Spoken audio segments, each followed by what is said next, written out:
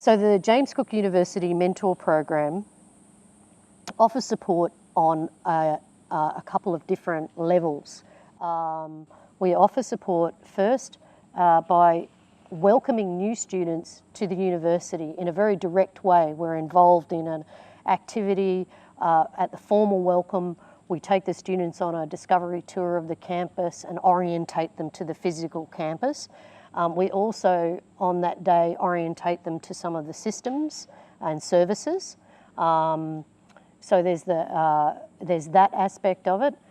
Then the students are offered a one-to-one mentor, a peer buddy system, who will walk alongside them for the duration of their first semester. Not only do the Teaching, Learning and Development actively support Indigenous students through supporting our initiative, but they also embed 2 principles of the reconciliation statement about recognising and valuing cultural diversity as an asset which enriches the life of the university community, that recognises our cultural way of working and living amongst each other at university. 2 of the mentors that look after the tertiary access students now, we're tertiary access students, so they're now mentors, and they come on a regular basis. And Matt was in talking to me the other day, Max was in last week talking to me about, well, what role they would actually play this year. They come during the semester to catch up with the students. The mentees are generally very positive about the additional help that I'm giving them during the semester, and they also make comment on the emails that we send on a regular basis. I've got into the habit of using some of the resources that are available to us. I've had people come back just literally straight away and just say, thanks Matt, that's just put it into context. Because sometimes it might take a bit of a cartoon, or it might take just a little funny story, but it just puts things into a different perspective. And something that we learn at uni obviously is to look at things in a different perspective than what's necessarily laid out in front of us. So, you know, getting good feedback, which we then pass on usually to yourself, so that you can see that as well. And as we say, it sort of just stores in the mentor bank, so we know that we're doing a good job and that our efforts aren't going in vain. Well, I think it was really useful for me, and it was so nice to be welcomed into a university community rather than this be, you know, a set of buildings where people come to class and go home.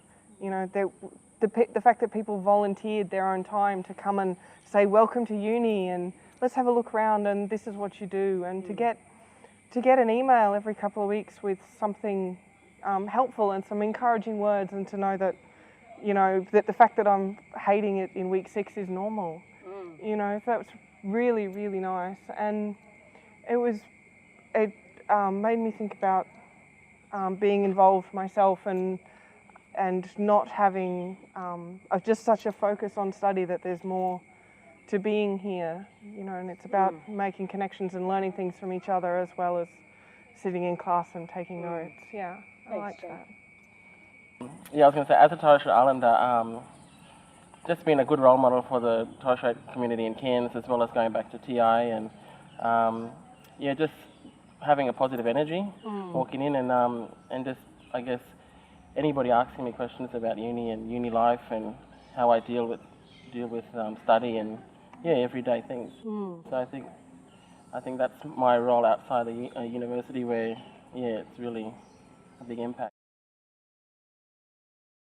Felicity Gardner is going to come across from counselling, and she's going to run you guys through some icebreakers activities that you will then lead with your mentor groups, which you'll then do on Welcome Day.